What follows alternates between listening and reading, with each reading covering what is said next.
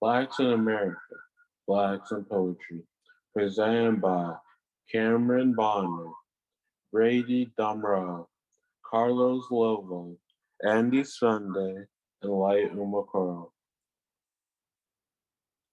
Today's agenda: key terms, history, Blacks in Poetry today. Rhythm. Rhythm is one of the most important things when it comes to poetry. It is very relevant in the world of African American poetry. This key term is prevalent in most, if not all, poems. Rhythm is the beat or movement of a line. This includes a rise and fall of unstressed syllable and is followed by a stressed syllable. I also like to think about rhythm as repetition of a pattern of sounds in poetry. Alliteration. Alliteration is a very common element in poetry and is used to make poems clever in a sense. When used well, you can create standout phrases by simply using letters that are similar in sound with one another. This common element in poetic writing is shown in African American writing, and all that is done is to place the same letter or sound at the beginning of adjacent or closely connected words. Stanza. When it comes to poetry, stanzas are the thing that separates sections of the writing. Similar to the way paragraphs are with essays, stanzas are prevalent in almost every poem unless it is a very short poem or one big run. A stanza is based on the number of lines it contains, and each stanza with a different number of lines has a different name. Tresette, 3 lines; quatrain, 4 lines; quintain, 5 lines; sestet, 6 lines; septet, 7 lines; octave, 8 lines.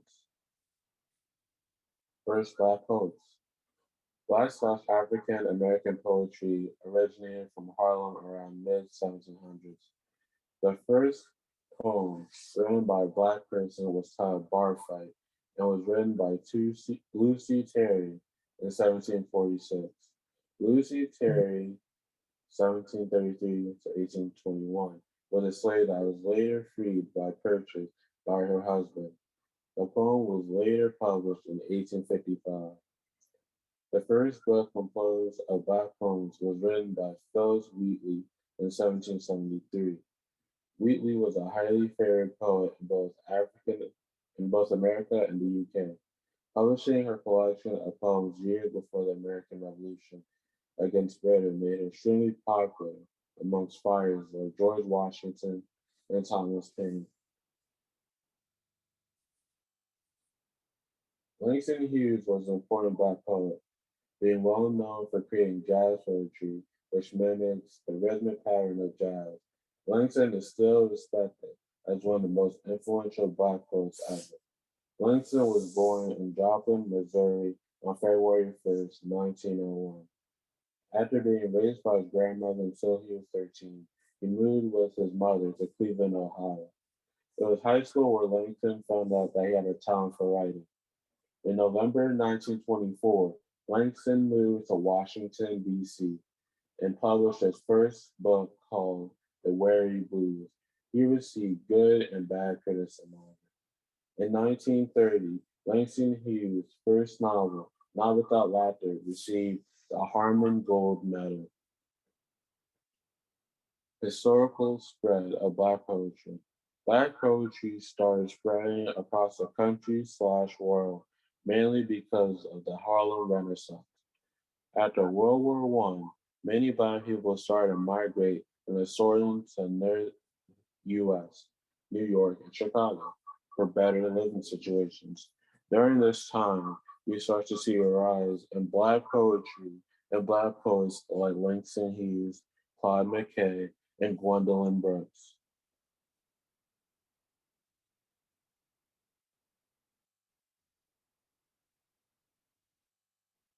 How Black poetry started. The rise of hip hop in the late 1970s led to new ways for non-traditional wordsmiths to showcase their skills on stage. In response to what he saw as elitist and overly academic approaches to poetry, Chicagoan Mark Smith began hosting open mic nights in 1984, focusing these events on poets performing the work as opposed to reciting it aloud.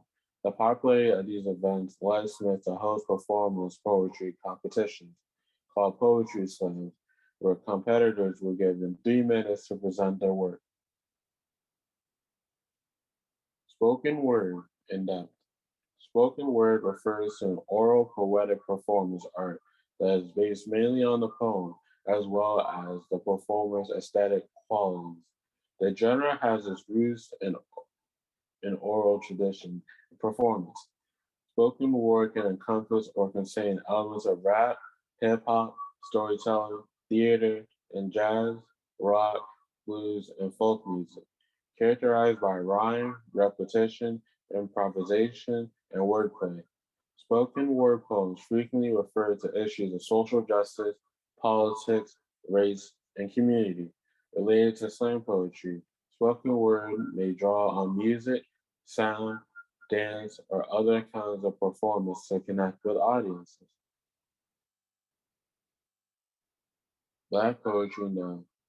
Arguably, the U.S. has the most developed national infrastructure for spoken word in the world. There is a vast network of regional slams, all funneling into annual national poetry slam. This type of poetry has spread to be practiced all over the world.